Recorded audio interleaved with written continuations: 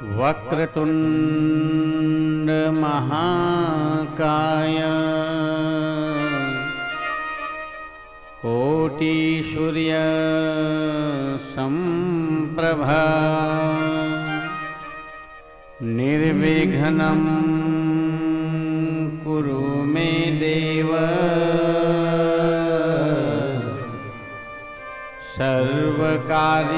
सर्वकार्येषु सर्वदा सर्वमंगलमांगल्ये शिवे सर्वार्थसाधिके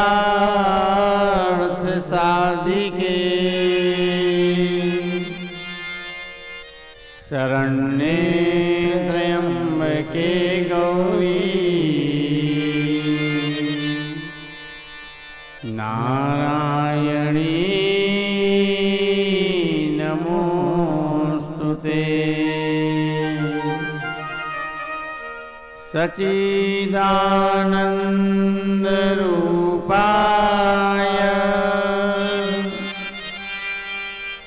विश्वोत्पत्त्यादि हेतवे तापत्रय विनाशाय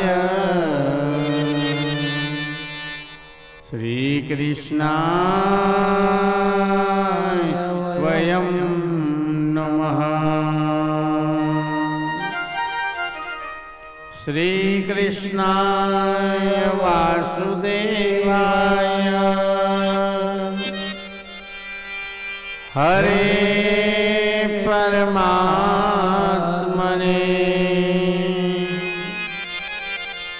प्रणतिक्लेशनाशाय गोविन्दाय नमो नमः। अखण्डमण्डलाकारं व्याप्तमेन चराचरम् तत्पदं दर्शितं येन तस्मै श्री गुरुवे नमः।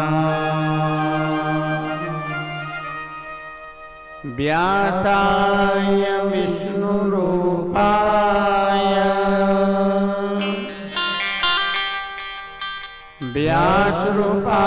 व्यासरूपाय विष्णवे नमो वै ब्रह्मण्यहृदाय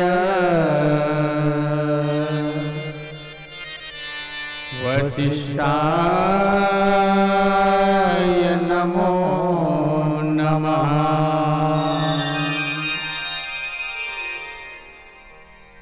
राधा मेरी स्वामिनी मैं राधा को दास जन्म जन्म मोहि दीजिए श्री वृंदावन का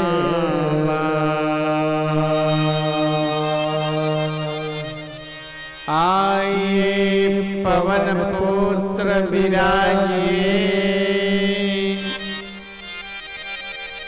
कथा कहूँ मति अनुसार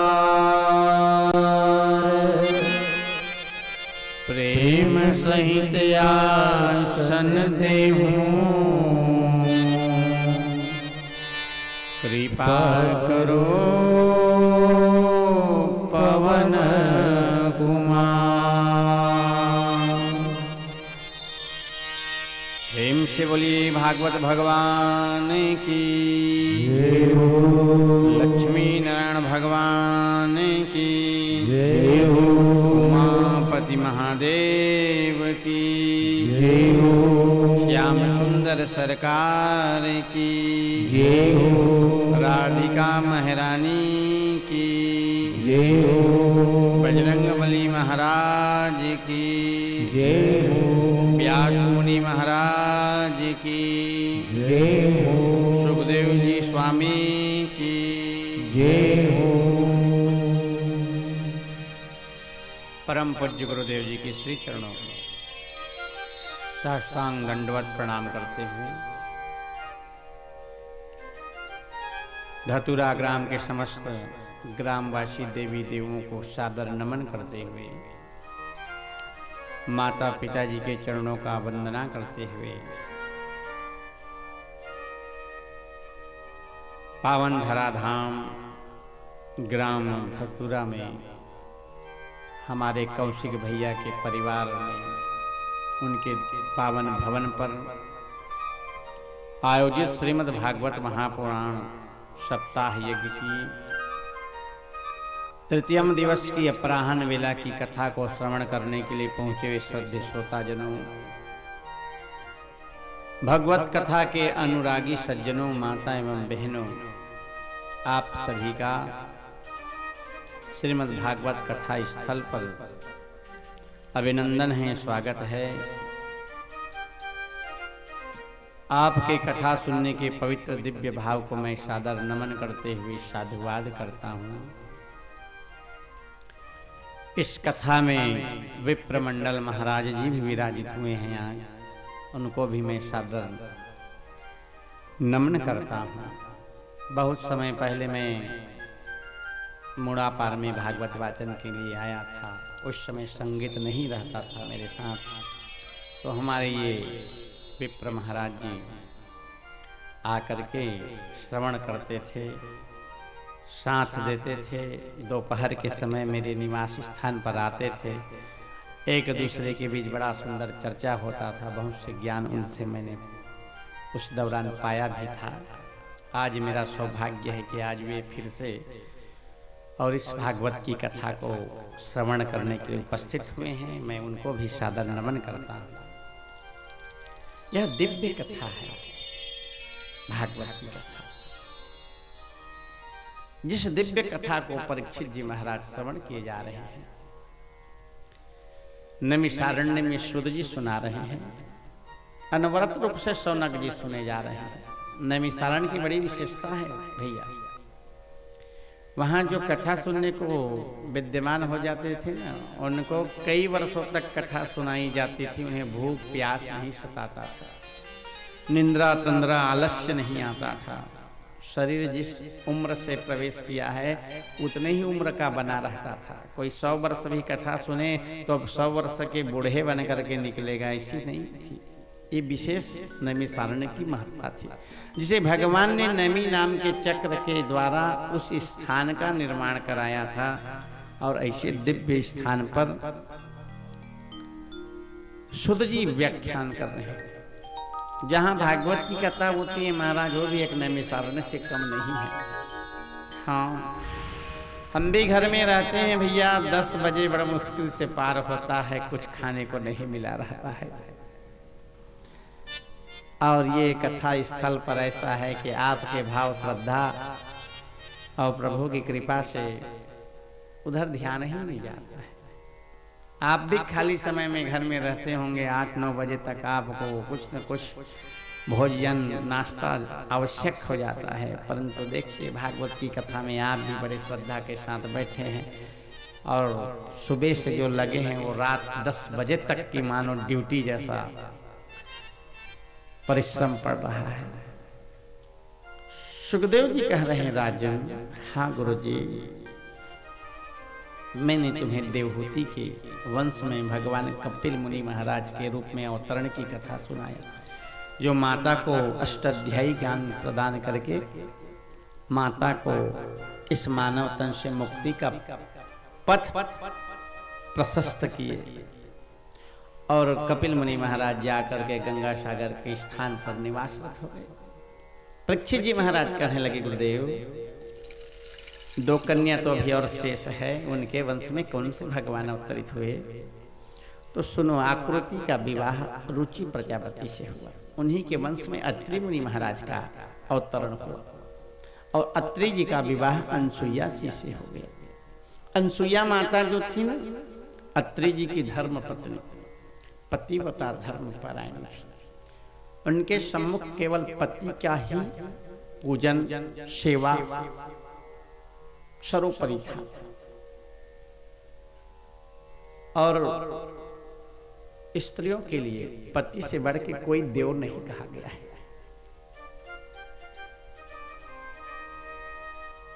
मन क्रम वचन से यदि कोई स्त्री अपने पति को परमेश्वर स्वरूप मानते हुए सेवा करती हैं तो उन्हें अन्य देवों के पूजन करने की आवश्यकता नहीं। यहां तक कहा गया है कि पतिव्रता स्त्री को सामने यदि गुरु महाराज भी आ गए हैं तो उन्हें उनके भी पैर छूने की आवश्यकता नहीं है।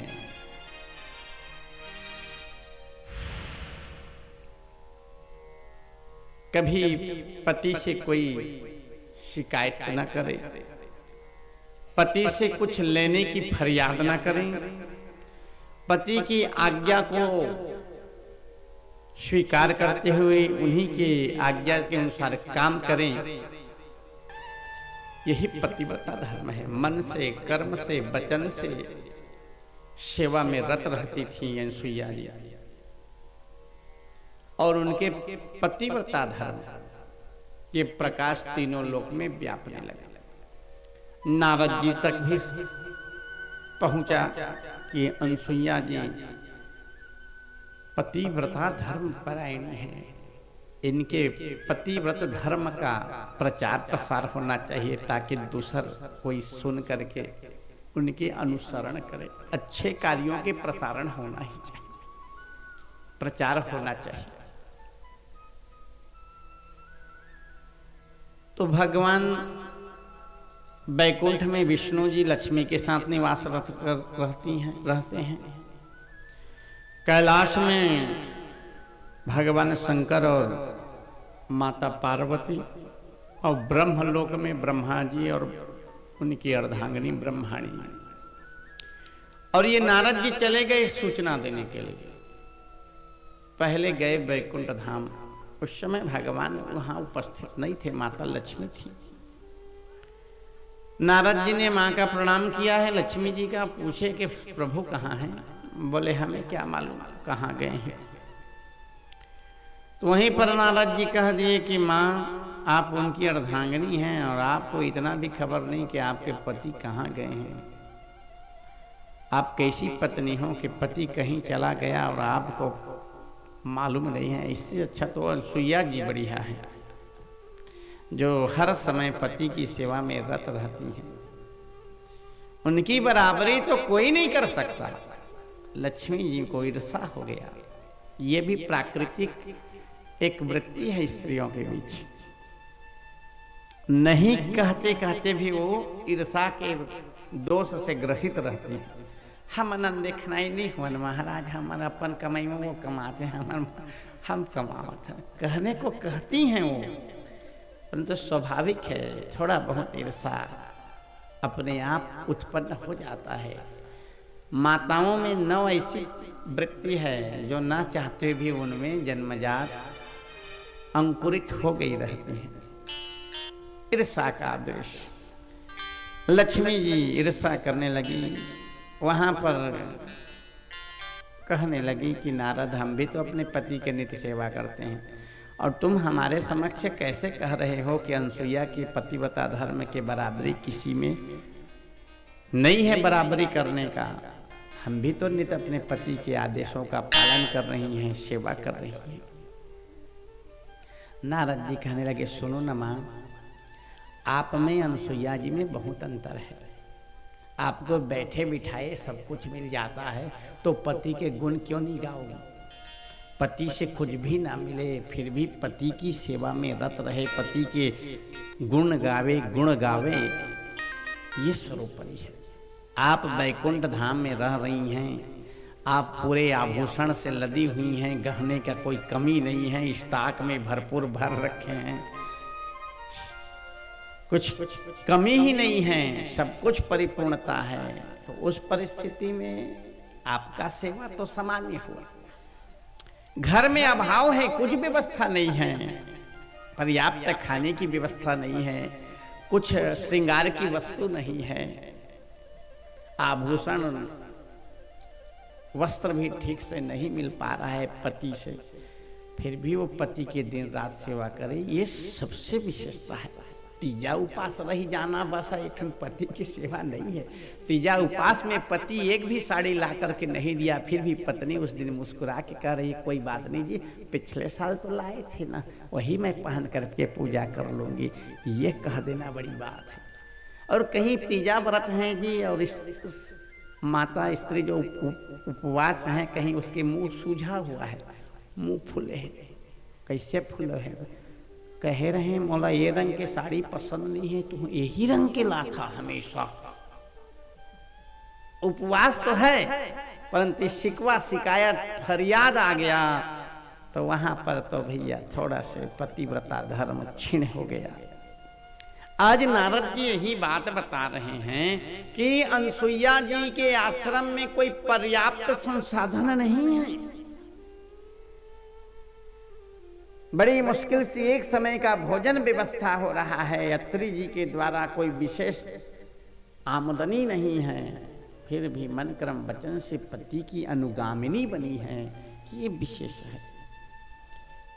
माँ खाए बनने मिली ते दिन हम कह रहे ना एकादशी रही है, शुरू में एकादशी रेबो के नहीं ठाने हैं ना, किसी कार्य के दबाव के कारण आज खाने का समय नहीं मिला और कह गए कि चला महाराज आज मोरो एकादशी होगी, तो उसे एकादशी थोड़ा ही माना जाएगा भैया।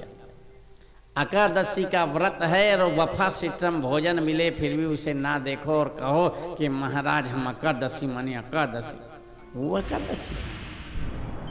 आज यही उपमा नारद जी दे गए कि माँ आपको बैठे बिठाए भगवान से सब मिल रहा है, ऐसे ऐसे पांव छूने को पतिव्रता धर्म थोड़ी कहा जाएगा।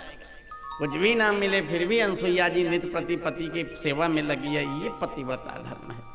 ईर्षा के चिंगारी जगा दिए नारद जी। यही चिंगारी शंकर जी की गिरजा पार्वती में, और यही चिंगारी ब्रह्मा जी के ब्रह्माणी में। तीनों देवियां ईर्षा की वृत्ति से जलने लगी।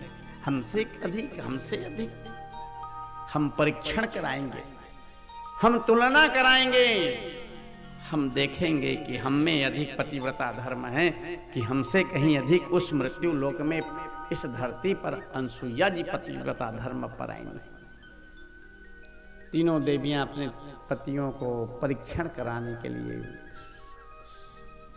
परीक्षा लेकर के आइए कि कितनी पतिव्रता धर्म परायणी। एक बार तो भगवान कहे भी अपने अपने पति की सेवा जितना हो सके करो, ये कोई प्रतियोगिता की चीज नहीं है कि कौन ज्यादा और कौन कम।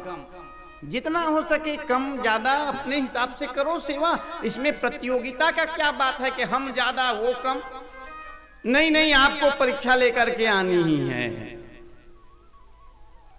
मन से भगवान ने कहा सबके पास परीक्षा लेने जाना ठीक है, परंतु किसी पतिव्रता के सामने परीक्षा के उद्देश्य से जाना कदाचित उचित नहीं होगा। लेकिन राजहट, ऋषिहट, स्त्रीहट, बालहट, ये कदाचित दुख के कारक कहे गए हैं। आए तीनों एक स्थान पर मेल हो गया, मिल गए। कहाँ आप? बोले अनसुईया के आश्रम। आप? मैं भी, मैंने जौन हाल उधो तौन हाल माधो। बोले हौ, चले चले। किस रूप में जाएंगे? इस रूप में जाएंगे तो कहाँ परीक्षण होगा, तो रूप बदल लेते हैं। साधु स्वरूप अपने रूपों को परिवर्तित कर लिए हैं। द्वार पर भिक्षा याचन के भाव से पहुंचे हैं। आवाज लगाए माताम भिक्षाम देही। 3 बार आवाज जब तीनों देवों ने साधु रूप में द्वार पर अनसुईया के आवाज लगाए हैं, तो अनसुईया जी उस समय पति के लिए भोजन पका रही थी। अंदर से आवाज आया, अभी मैं पति के लिए भोजन पका रही हूं, मेरे पास समय नहीं है। 1 घंटा पश्चात पुनः निवेदन किए, माताम भिक्षाम देहि।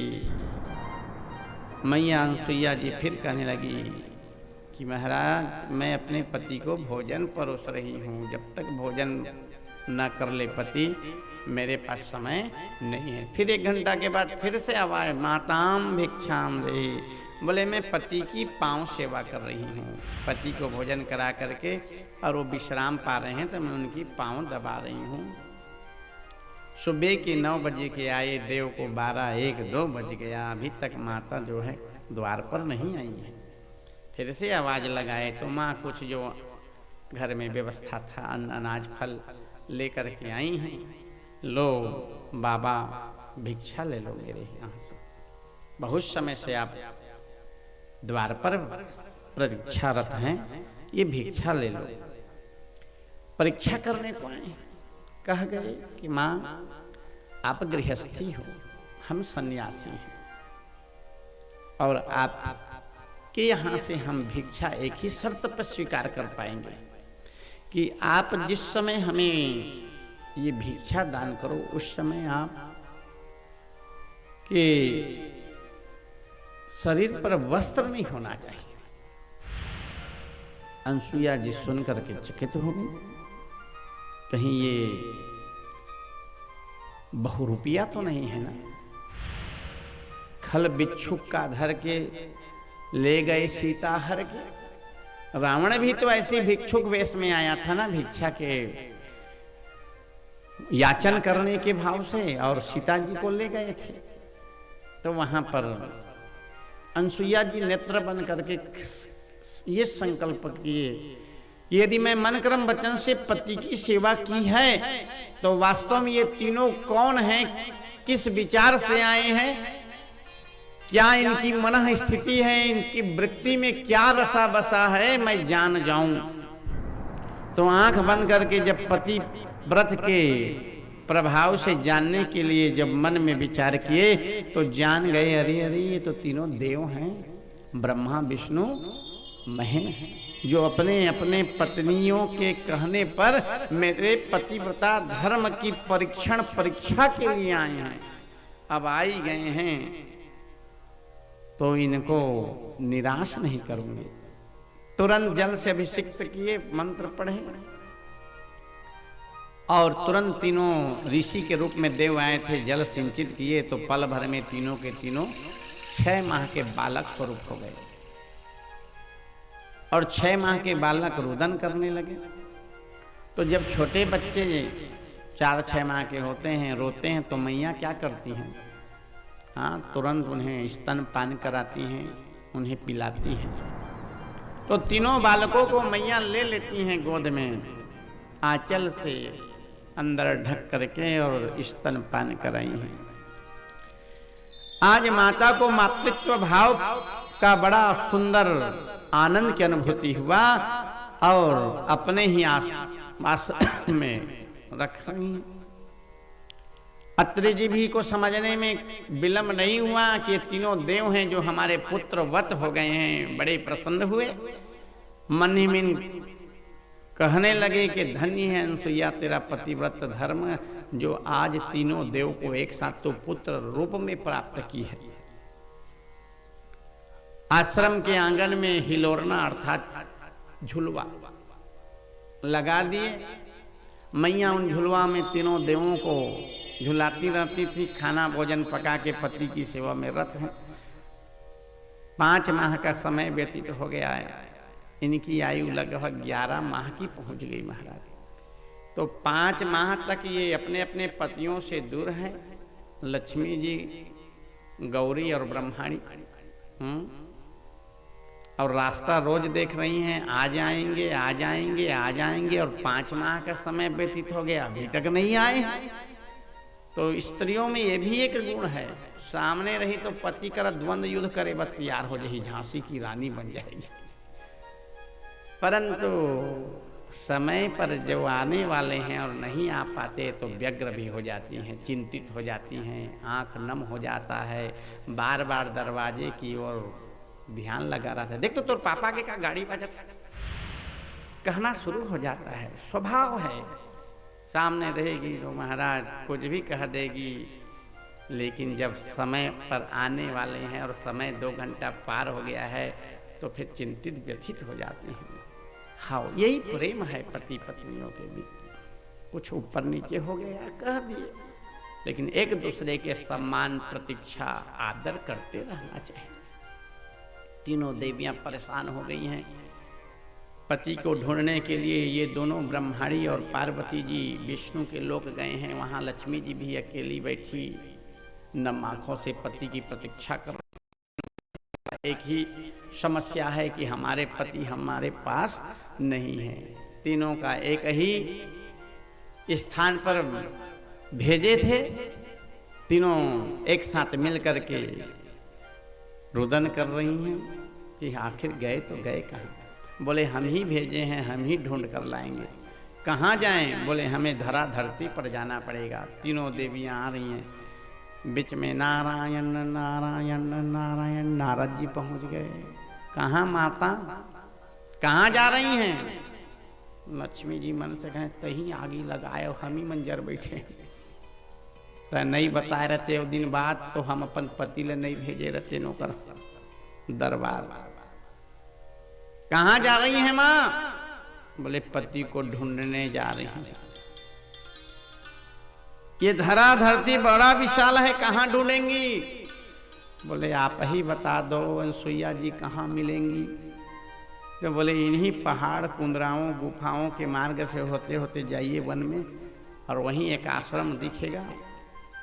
आसपास आम के वृक्षों का झुंड है, वहीं पर आश्रम है, और कदाचित वही अनसुईया और अत्रि जी का आश्रम है। तीनों द्वार पर आए हैं।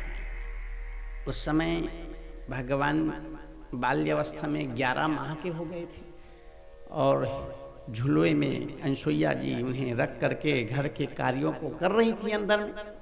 ये तीनों दरवाजे में आकर के आंखों से ढूंढ रही हैं कि कहाँ है हमारे पति, यही तो भेजे थे। अभी ये पहचान नहीं पा रही हैं कि झुलवा वाले ही हमारे पति हैं। कुछ संकेत नहीं मिला तो आवाज ले गई, माता अनसुईया, ओ माँ। अनसुईया जी बाहर आई तो तीनों देवियां हैं। माँ को समझने में विलम्ब नहीं हुआ कि 3 बेटे तो पहले आए थे, अब 3 बहुएं भी आई हैं। तो मेरी बहुएं, अब तीनों बालक माँ के बेटे हैं तो उनकी पत्नियां तो बहुएं हो जाएंगी ना। तो जब मेरी बहुएं मेरे बेटों को यहां तक भेजे हैं तो इनकी खबर तो मैं अच्छी तरह से लेकर के ही रहूंगी। हाँ बताओ आप लोग कौन हो? बोले हमारे पति को देखे हैं क्या? अनसुईया जी कहने लगी, क्या मेरे पास पति नहीं है तो जो तुम लोगों के पति को देखे नहीं जाऊं? मेरे पति मेरे साथ है तो मैं किसी दूसरे के पति को देखती नहीं हूं। और सत्य बात है, ब्रह्मा विष्णु महेश के रूप में वो थोड़ी आए थे, वो तो साधु के रूप में आए थे ना। ये तीनों रुदन करने लगी, तो गए कहाँ हमारे पति। उसी समय अत्रि जी मुनि महाराज आ गए, देखे कि इनके पति, ये तीनों बालक हैं परंतु ये जान नहीं पा रही हैं और पति के विरह में रुदन कर रही हैं। तो अत्रि जी अनसुईया से कहने लगे, हाँ स्वामी, ये उचित नहीं है कि बहू ससुराल में आके रोए। अब यहां आई हैं तो एक प्रकार से उनके हैं, और बहुओं को ससुराल में रोने देना नहीं चाहिए, नहीं तो सास ससुर के लिए उचित नहीं माना जाता। तुम इनका शांत पहचान करा दो। आ बाबू अरे झुलवा में हमें तुम्हार पति मन। उस समय भगवान तीनों बाल्यावस्था में है, रो रहे हैं। रोने का अभिप्राय क्या है? मानो ये कह रहे हैं चंडाली में नहीं हो तक आगे रे। संतों का व्याख्या है इसीलिए रोए होंगे भगवान के वहां भी रहे निधि सुख से ढुलो दिसेती, अब यहाँ दाई करा सुख से हमन तब हो मन में चैन नहीं पड़ी। वही समय पर मां अनसुईया कहने लगी, अपने अपने पति को पहचान लो और उठा लो। तीनों सहम गई। कैसे में ये सोच रही हैं कि उठा पर यहाँ कमो शंकर जी लहू जाई आमिला देव के पर यहाँ शंकर जी निकल जाही तब मोर तो पतिव्रता धर्म वही में क्षीण हो जाए। फिर से क्षमा प्रार्थना करती हैं, माँ हम सरो धर्म परायण हैं, हमें अपना पति वापस कर दो। मूल रूप से जिस रूप में हमारे साथ रहते थे उन्हीं रूप में आप प्रदान कर दीजिए। वहीं पर जल के छींटे इन तीनों बालकों पर सिंचित करते हैं। पल भर में तीनों बालक मूल रूप से ब्रह्मा विष्णु महेश हो गए।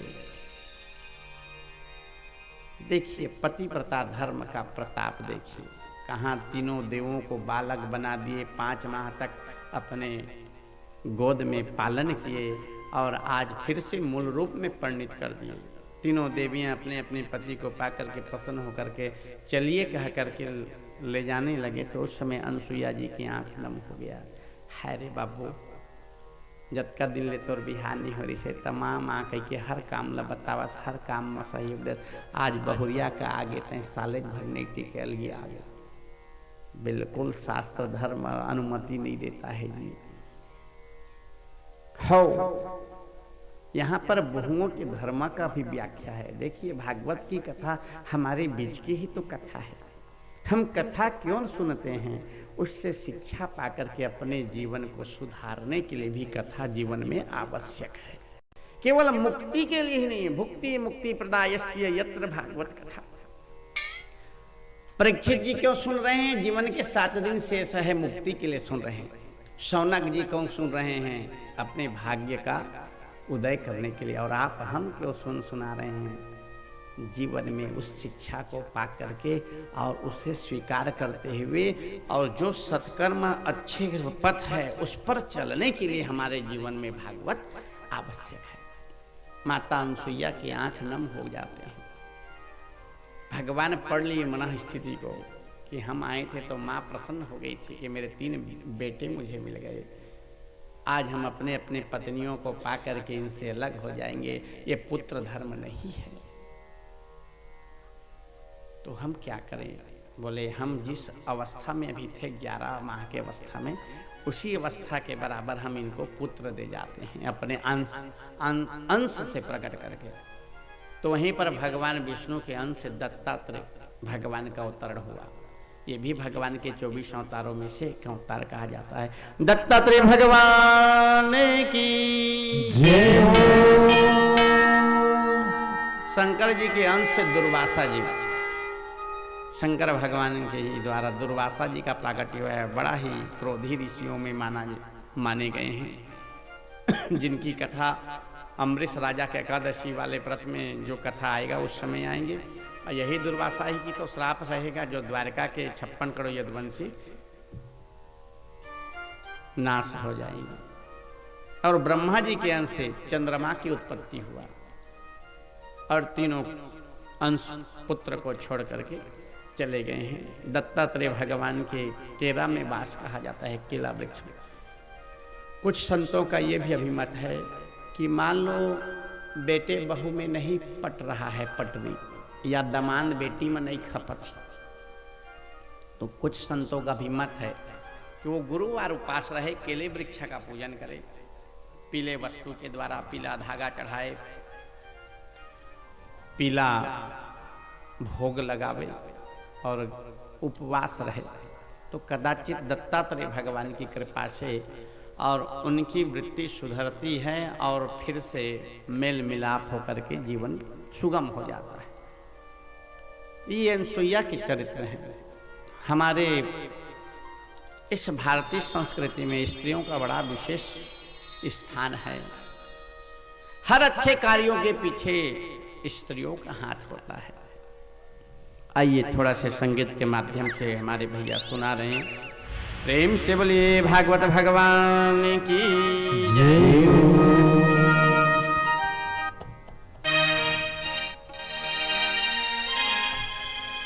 सुनि संगवारी मैं तुला सुनावा,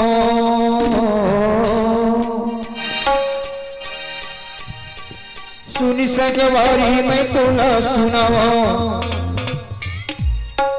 नारी के महिमा हवे अपार कल बताओ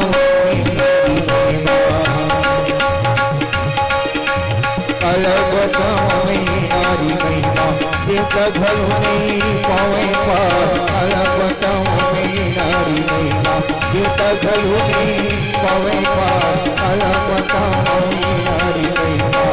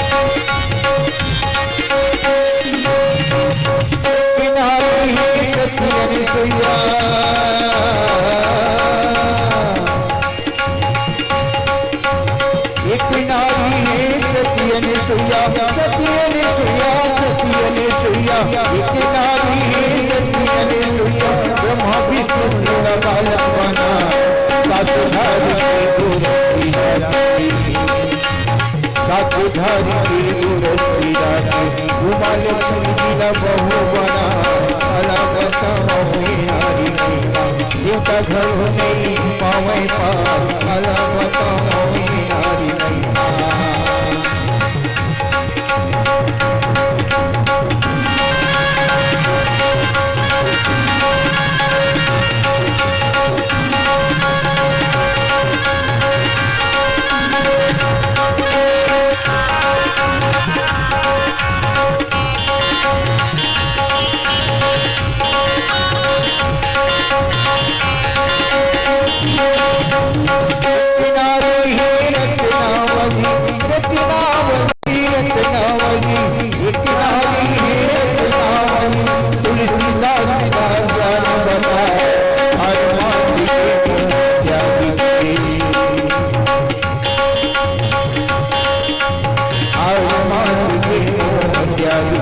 हरि भजन ध्यान लगाए अलग बताओ नारी महिमा इनका घरों नहीं पावे पार अलग बताओ नारी महिमा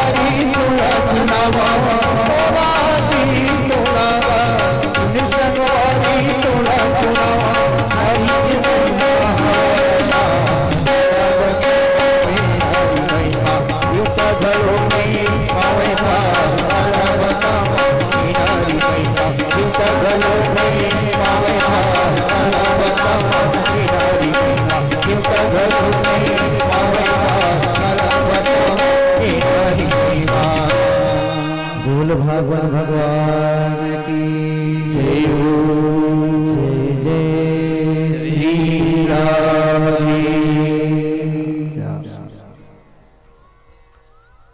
सुखदेव जी महाराज कहने लगे कि राजन, इस प्रकार से मैंने तुम्हें मनु महाराज के दूसरी कन्या आकृति के वंश में भगवान दत्तात्रेय के अवतार की कथा श्रवण कराया। परीक्षित जी महाराज कहने लगे, गुरुदेव आपने तो कहा था कि मनु महाराज की तीसरी भी कन्या है, तो उनके वंश में भगवान ने कौन से अवतार धारण किया? तो सुनो राजन, जो प्रसूति नाम की कन्या थी वह दक्ष प्रजापति के साथ ब्याही गई। और दक्ष प्रजापति कौन है? ब्रह्मा जी के अंगूठे से उत्पन्न हुए थे और ब्रह्मा जी के ही पुत्र माने गए हैं और उनको पद दिया गया है कि तुम पृथ्वी के प्रजाओं के अधीश्वर अर्थात प्रजापति के पद पर प्रतिष्ठित किया जाता है और तुम सृष्टि विस्तार में सहयोग करोगे। प्रजापति की दो पत्नी हैं, एक आसीन की और दूसरा प्रसूति। और प्रजापति के 2 बार 10-10 हजार पुत्र हुए हैं, परंतु वे पिता के आदेशों का अवहेलना कर दिया। पिता के बताए हुए मार्गों पर चलने से मना कर दिया और कुछ हद तक नारद जी भी उन्हें कुछ शिक्षा देकर के दिशा से घुमा दिया। तो प्रजापति विचार के पुत्रों को नारद जी बहका करके मुझसे अलग कर देते हैं, तो अब मैं पुत्र नहीं बल्कि पुत्री अर्थात बेटी प्राप्त करूंगा। और दोनों पत्नियों से, एक पत्नी से आसीन की से 60 बेटी और प्रसूति नाम की कन्या से 16, तो दोनों मिलाकर के 76 बेटी दक्ष को मिला। 75 बेटियों का विवाह कर दिया। 27 चंद्रमा जी की अर्धांगिनी बने, 27 बेटी चंद्रमा जी के साथ ब्याह हुए। 10 धर्म को दे दिए, 13 जो है कश्यप जी के लिए ब्याही गई, 2 अग्नि देव को। इस प्रकार से 75 बेटियों का विवाह हो गया। एक बेटी बची है, सबसे छोटी है, और उसी कन्या का नाम सती है, दक्ष पुत्री सती। सती बचपन से भगवान शिव के पार्थिव लिंग की पूजा करती थी। मिट्टी के शिव जी बनाती थी, उपवास रहती थी सोमवार को और सुंदर विधि विधान से पूजन करती थी और भाव यही है कि मुझे शिवजी पति रूप में प्राप्त हो। जब 16 वर्ष की हो गई सती, तो दक्ष ने उसके विवाह के लिए वर तलाशे। तो ब्रह्मा जी ने तो वर के रूप में शिवजी को निर्धारित किए हैं और सती भी बाल्यावस्था से शिव को पति पाऊं का करके अनेकों व्रत को धारण की हुई हैं। तो दूसरे वर के तलाश के लिए जाते हैं तो तय नहीं हो पाया शादी। तो ब्रह्मा जी के पास गए, तो ब्रह्मा जी ने कहा इसका विवाह तो मैंने शिव जी से तय किया है और तुम शिव के पास जाकर के प्रस्ताव रखो तो तुम्हारी इस बिटिया का शादी उससे हो जाएगा। तो दक्ष जो है शिव जी को शत्रुता के रूप में देखते थे, शिव जी को कभी पसंद नहीं किए थे। बोले मैं नहीं दूंगा अपनी उस सती नाम की बेटी को, उसके हाथ में कन्यादान नहीं करूंगा, मैं दूसरा तलाश कर लूंगा। फिर 3 साल तलाश किए, परंतु जहां पर जो ब्रह्मा जी निर्धारित कर दिए हैं जन्म मरण विवाह, ये ब्रह्मा जी का निर्धारण किया होता है।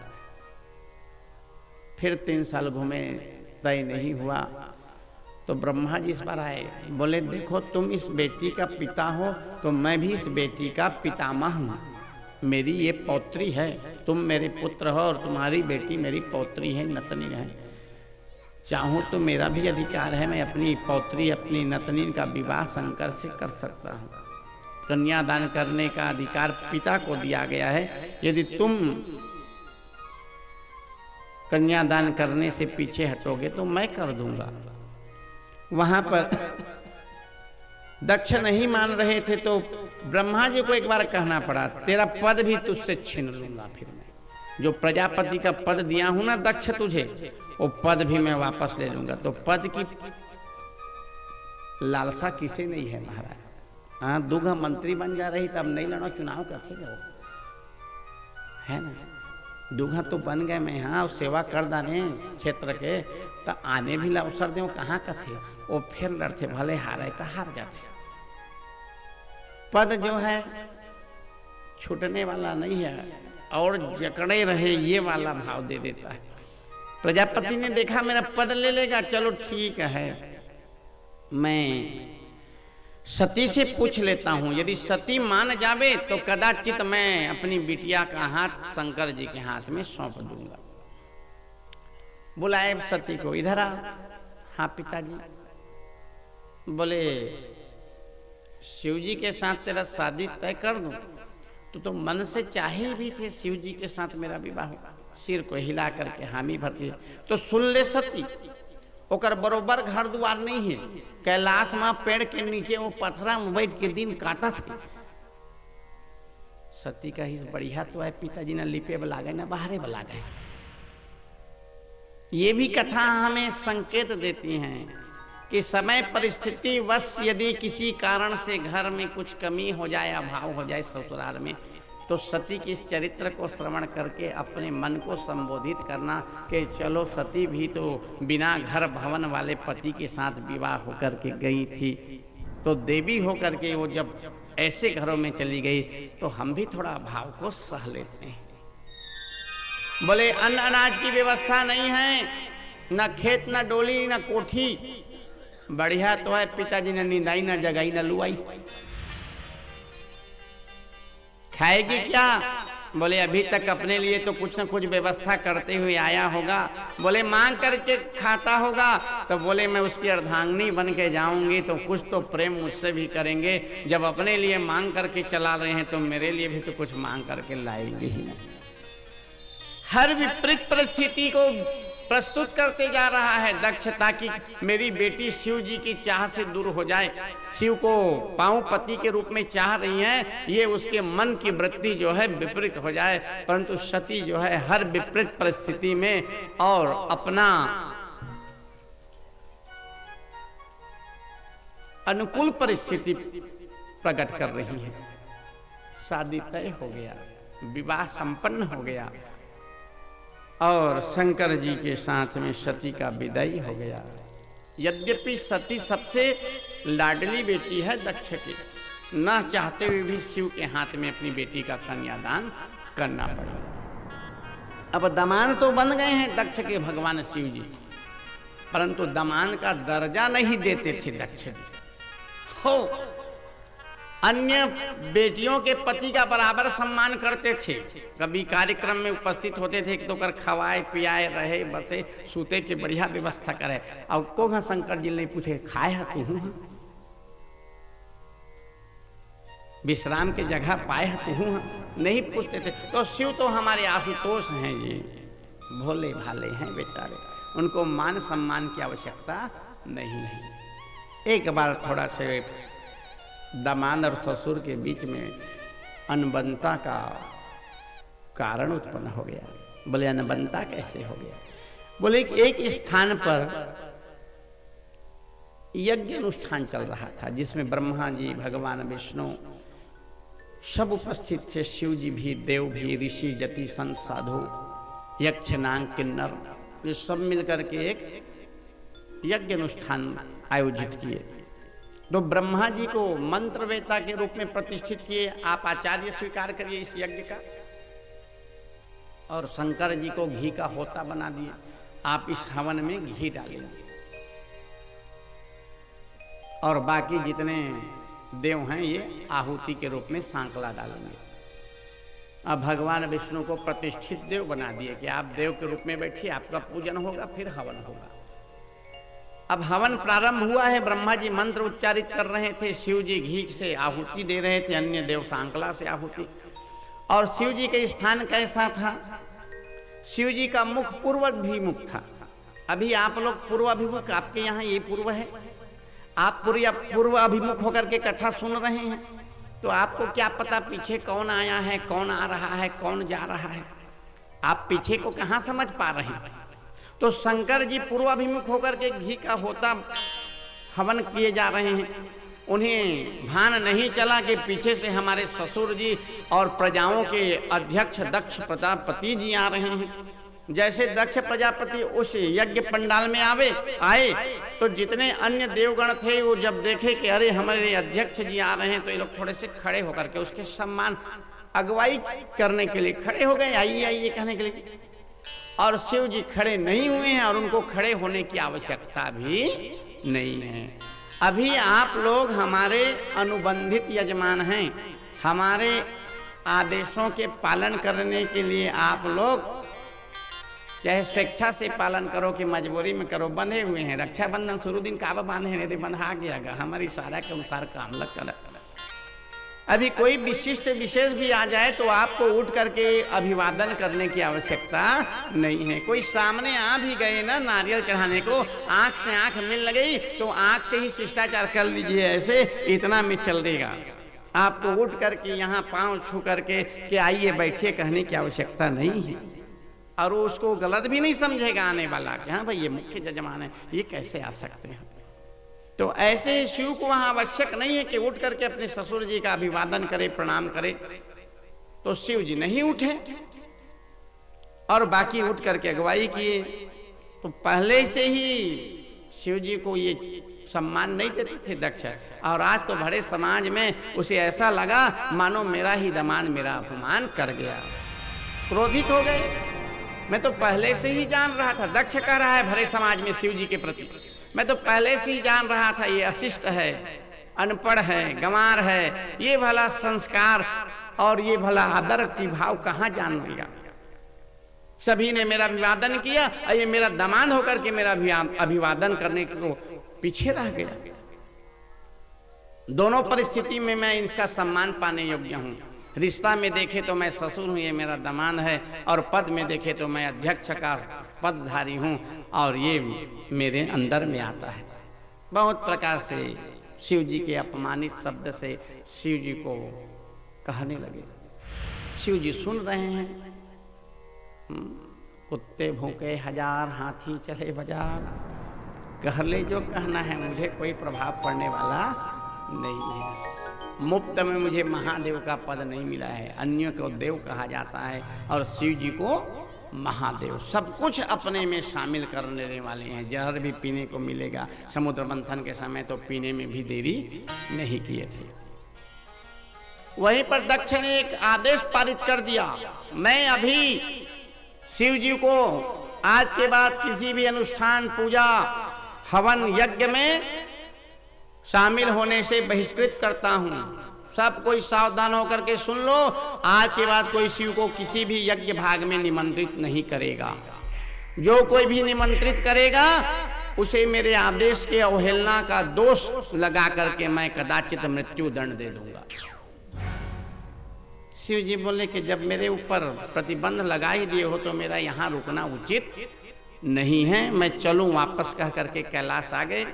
शिव जी ने सती से कुछ नहीं कहा कि आज भरे समाज में तुम्हारे पिता ने मेरा अपमान कर दिया है। शिव जी तो ये सोचने लगे भला पिता का दोष बेटी पर क्यों उतारूं, इसके पिता ने मेरा अपमान किया है तो उस अपमान का बदला बेटी से क्यों लूं मेरे गृहस्थ जीवन में, और क्यों एक नया दुख का कारक उत्पन्न करूं। कुछ नहीं बताए, शांत रहे।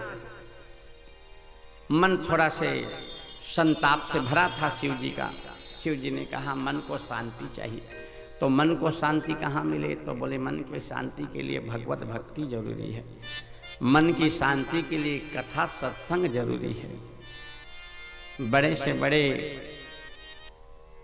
घटना दुख से निवृत्ति सत्संग कथा प्रवचन देता है। मैं भी चलूं प्रवचन के लिए। अब सती को साथ में लिए और कुंभज ऋषि के आश्रम में एक बार त्रेता युग माही शंकर गए कुंभज ऋषि पाहे, महेश चले कुंभज ऋषि पाहे। एक बार वही एक बार है और प्रवचन सुन करके आ रहे हैं। ध्यान से सुने, जितने ध्यान से कोई प्रवचन कथा श्रवण करते हैं उतना ही वो फलदायी होता है। तो जैसे सुन करके आ रहे थे तो मार्ग में वही दृश्य कि भगवान राम जी का वनवास हुआ है और उस वनवास में जानकी जी का हरण हो गया है और भगवान राम और लक्ष्मण जानकी जी को खोजते हुए वन कुंदराओं से पार हो रहे हैं। हे खग हे मृग हे मधुकर श्रेणी देखी तुम श्रीता मिकनैनी। पर्वत पहाड़ पक्षियों को पूछते जा रहे हैं कि मेरी सीता को क्या आप लोगों ने देखा है। आकाश मार्ग से भगवान शंकर और पार्वती जी लौट रही थी। प्रवचन सुन करके भगवान शंकर तो भगवान राम के भक्त हैं, पहचान लिए, आकाश मार्ग से ही प्रणाम किए हैं। जय सच्चिदानंद जग पावन, जय भगवान। सती ने कहा किसको प्रणाम किए हो स्वामी? बोले मेरे भगवान को। कहाँ है? बोले वो देखो। सती देखी तो क्या देखी, वनवासी के वेश में दो राजकुमार पर्वत पहाड़ को पूछते हुए जा रहे हैं। यही आपके भगवान? बोले हाँ यही भगवान है। मैं नहीं मानती तो तुम परीक्षण कराओ, अवश्य जाऊंगी। यदि ये भगवान होते, अंतर्यामी होते हैं तो इसे पर्वत पहाड़ से पूछने की आवश्यकता नहीं कि मेरी सीता कहाँ है, वो जान जाते अपने आप। और ये सती सीता रूप बना करके सम्मुख चली गई। भगवान तो राम राम ही रहेंगे, रोम रोम में रमने वाला ही तो राम है। पहचान लिए माँ आप भगवान को छोड़कर यहाँ कहाँ। सती जो है लज्जित हो जाती हैं, अरे इन्होंने तो मुझे पहचान लिया, वास्तव में ही ये भगवान ही हैं, मानव लीला करने के लिए यहाँ पर राम रूप में अवतरित हुए हैं। वापस आ गई। शिव जी ने पूछा सती, हाँ स्वामी परीक्षा ले आए? बोले हाँ। कैसे परीक्षा लिए? नहीं बताए कि मैं सीता रूप में गई थी, बस ऐसे ले लिए स्वामी और आ गए। भगवान शिव जी भी अंतर ध्यान अंतः चक्षु से जानकारी हो गए कि ये सीता बन करके गई थी। उस दिन से भगवान शिव सती से दूरी बनाने लगे। ये सीता रूप गई हैं तो मेरे राम मेरे इष्ट देव हैं और कि उनकी अर्धांगिनी तो मेरी माता वत हैं, तो अब इनसे मैं पत्नी धर्म का बंधन काट के रहूंगा। अब वहां से दूरी दूरी बनाने लगे। तो शंकर जी ध्यान मुद्रा में चले गए, अनवरत रूप से समाधिरत हो गए। और इस बीच में किसी देवों ने किसी प्रकार से कोई यज्ञ अनुष्ठान नहीं किए। क्यों नहीं किए? कि शिव जी को निमंत्रण दिए बगैर कोई यज्ञ अनुष्ठान पूर्ण नहीं होगा, और शिव जी को निमंत्रण करेंगे तो दक्ष के विरोध का दंड मिल जाएगा। तो दक्ष ने स्वयं एक यज्ञ का आयोजन कर दिया, सभी देवों को निमंत्रित कर दिए, ऋषि संत साधु को आना अनिवार्य है, और जो नहीं आएगा उस पर जुर्माना लगा दूंगा मैं। तो सब आ रहे हैं, सबको निमंत्रित किए हैं, अपने पूरे बेटियों को दामाद को, केवल एक को छोड़ दिए हैं, सती और शिव को। सभी के सभी आकाश मार्ग से सुंदर अपने अपने वाहनों में विमानों में और सुंदर से सज धज करके आ रहे हैं। भगवान शिव जी समाधिरत हैं, वही कैलाश के मार्ग से ही सब आ रहे थे। कदाचित संतों का कहना है उन्होंने जो निमंत्रण पत्रिका भेजे थे ना, उसमें एक टिप्पणी भी अंकित करा दिए थे, लिखवा दिए थे कि सबको एक ही मार्ग से आना है, इधर वाले मार्ग से नहीं आना है, ट्रैफिक पुलिस रोक लेगा। तो किस मार्ग से आना है? बोले कैलाश से, ताकि वो सती और शिव जले कि मैं यज्ञ कर रहा हूं और इनको निमंत्रण नहीं दिया। सती बार बार आकाश मार्ग को देखती हैं, ये कहाँ जा रहे हैं, कहीं पर कोई अनुष्ठान पूजा धर्म कार्य हो रहा है। भगवान शिव को उस दिन सती जगा देती हैं, स्वामी उठिए उठिए, कई वर्षों से समाधिरत हैं, थोड़ा से जागिए स्वामी, जागिए जागिए।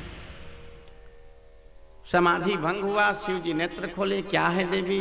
बोले देखिए तो आकाश मार्ग से बहुत सारे देव लोग जा रहे हैं अपनी अपनी परिवार को लेकर के, कहीं कुछ हो रहा है शायद, चलो हम भी चलें। चलिए उठिए। शंकर जी जान रहे हैं फिर भी अनजान बन बैठे हैं और कह रहे हैं कि देवी हमें तो कुछ भी मालूम नहीं कि कहाँ क्या हो रहा है। उसी समय नंदी का आगमन हो गया। नंदी कौन है महाराज? भगवान के वाहन बैल।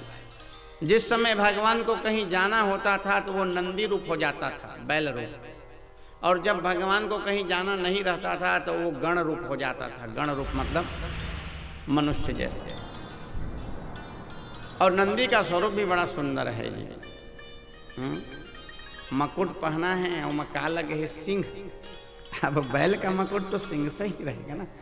शंकर जी में जतका चढ़ाए तो शंकर जी बेचारा तो समाधि रथ हैं, जतका चढ़ाए तितका लस नंदी महाराज खावा। जरूरत से ज्यादा खाई तो कर पेट है डमरू कस नहीं निकलेगी। तो बड़ा सा उदर है नंदी महाराज का। बड़े बड़े घंटाल घुंघरू के माला पहने हैं और शंकर जी के जो बाघंबर है पुराना हो जाए ना, वही ला नंदी लपेटदारी रहे। हाथों में कलाइयों में रुद्राक्ष है, ऐसे किए कानों में बाला है, हाथ जोड़े जोड़े ऐसे नंदी आकर के कह जाते हैं, माँ माँ हमें मालूम है कहाँ क्या हो रहा है, बता बेटा नंदी कहाँ पर क्या हो रहा है। बोले आपके मायका में, आपके भवन में आपके पिताजी ने बड़ा सा यज्ञ का आयोजन किया है। सती प्रसन्नत से उछल जाती है, खुश हो जाती है, उतावली हो जाती है। मेरे पिता के यहाँ? हाँ हाँ चलिए स्वामी, चलिए चलिए चलिए, जब तो जाना ही पड़ेगा, मेरा मायका है, मेरे पिताजी का यज्ञ है, अब तो जाना ही पड़ेगा। शंकर जी पूछे कि निमंत्रण पाए हो तब जाएंगे? सती कहने के निमंत्रण? हाँ बेटी ला बाप घर काके निमंत्रण महाराज? बोले तुम बेटी हो, मैं तो दामाद हूं। 4 स्थानों पर सती का नहीं, 4 स्थानों पर बिना निमंत्रण के जाया जा सकता है। सुखदेव जी कहने लगे हाँ राजन, 4 स्थान पर बिना निमंत्रण के भी जाया जा सकता है और जाना भी चाहिए। भक्त को भगवान के शरण, भगवान बुला ही तो जाओ। नहीं, हम भगवान के बुलावे पर कहाँ रहते हैं। शिवालय शिवरात्रि आए तो शिव जी के मंदिर चले जाते हैं, कथा भागवत कहीं पर होता है, निमंत्रण तो पाते ही हैं। नहीं पाओ भैया फिर भी चले जाओ, कल भी हमने बताए थे। गुरु के यहाँ शिष्य, गुरु जी ने उठी तब भेजा, नहीं गुरु महाराज के यहाँ आप कभी भी जा सकते हो, बुलावे की आवश्यकता नहीं है। तीसरा जो मितान महाप्रसाद आदि बनाते हैं, वो जैसे जान गए कि मितान के यहाँ हमारी आवश्यकता है, भागवत होने वाला है, कार्ड बांटने में सहयोग करना है, पंडाल बनाने में सहयोग करना है, तो बुलाइए पर मत रहिए कि मितान आना नहीं, पहले से उपस्थिति दीजिए। और चौथा, बेटी जो है ना वो कभी भी पिता के भवन जा सकती हैं, बुलावे की आवश्यकता नहीं है। सती कह रही हैं कि मैं बेटी हूँ और मुझे वहाँ निमंत्रण की आवश्यकता नहीं है। भगवान शिव जी बोले आप बेटी हो, आपके लिए ठीक है कथन, परंतु मैं दामाद हूँ। हर बड़े कार्यों में 3 लोगों को नहीं भूलना चाहिए। पहले गुरु जी को, गुरु महाराज जिससे हमने गुरु दीक्षा लिया है, काम छोटा हो या बड़ा हो, निमंत्रण किसी भी तरह से पहुंचना चाहिए, चाहे फोन से ही सही, किसी के माध्यम से सही। और नहीं तो धर्म ये कहता है कि गुरु जी के निमंत्रण में स्वयं यजमान को जाना चाहिए। दूसरा बेटी कह देवा, दूसरा बहनी कह देवा या भांचा, एक ही बात है, बहन घर जहाँ तो वहीं तो भांचा मिले।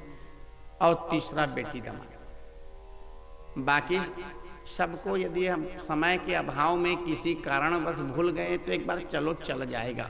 हाँ भैया भुलाई जाएगा, मुरमती मारे गई, काम बन जाएगा। दमान लगा कि वो तुम्हें भुलाई गए जी, मुरमती मारे गई, कहेंगे फिर भी नहीं बनेगा।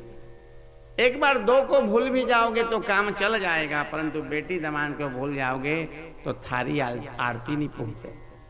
हाँ अभी नोनी मना है, इशारा करत देरी है, वो बेचारी मन व्यवस्था कर दे। धूप कहा था तो दौड़ के घनागी ले आठ है ना। बेटी दमान बिना काम छोटे रहे कि काम बड़े रहे, चाहे छठी रहे चाहे बड़े बिहार के आयोजन रहे कि 7-8 दिन के भागवत ही क्यों ना हो, घर के रौनक तो बेटी दामाद है। दामाद पूरे घर के बाहरी व्यवस्था को संभाल लेता है, तो बेटी पूरे कार्य में हाथ बटाती है। तो भगवान शंकर बोले मैं दामाद हूँ। बोले महाराज पिताजी ने निमंत्रण पत्र दिया होगा, पहुँचाने वाला देरी कर रहा होगा, काम निकल जाने के बाद जाएंगे तो दोषी कहलाएंगे कि नोनी न्योते रहे तब वो नहीं आए, कहीं नहीं दे नहीं। अरे देही कैसे नहीं महाराज, मैं दुलौरीन बेटी हूँ, मोर बिना तो मोर पिताजी कुछ काम नहीं करे है, तो मोला कैसे भोली। चला चला बहुत प्रकार से शंकर जी समझाए हैं, परंतु सती नहीं मानती हैं। भगवान शंकर जी वही सोचे, होई है वही जो राम रचि राखा, होई है वही जो राम रचि राखा, को कस तर्क बढ़ावहि पासा। अब भगवान ने जो निर्धारित कर दिया है वो तो हो करके ही रहेगा। तुझे अपमानित होना ही है पिता के घर में जाकर के, तो कौन रोक सकता है। नंदी श्रृंगी भृंगी, हाँ प्रभु जाओ अपनी माता के साथ। सती कह करके गई है, स्वामी तैयार रही है ना, मैं लेवाल भेजत हूँ, तुम्हार बिना मैं जात हूँ तो मुझे अच्छा नहीं लगा थी, लेकिन जाए बिना भी पिता के घर। हाँ, हर बेटी पिता के घर में जाए बा उकलाते भी। पति है कत को मेवा मिष्ठान खवात रही है, और बेटी के मायका हाँ मान लेवा थोड़ा धना भाव है तो वहाँ केवल नून्हा चिल्हा मिल रही, तब वो बेटी है ना मायके जाए बा उतावली रथ। हाँ, पहली जमाना के बाद दुरिहा बेटी रे बिहार होके चल दे रहे, ना मोबाइल न कोई सोरी न डोरी।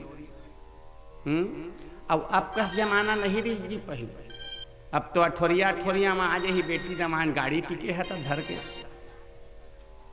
है। ये बड़े भैया जो आप मन के बैठे है वो दाई ले पूछा, वो जमाना में जब तक ससुर आज्ञा नहीं दी ना समझी ला के ले जावा ना 2 दिन में, तब तक वो बेटी मन मायके आए नहीं पावे। कई बार पिता जाते समझी महाराज नोनी ला 2 दिन बा, नहीं महाराज धान नहीं लुआ है अभी कैसे भेजना भाई जुतिया बा, देख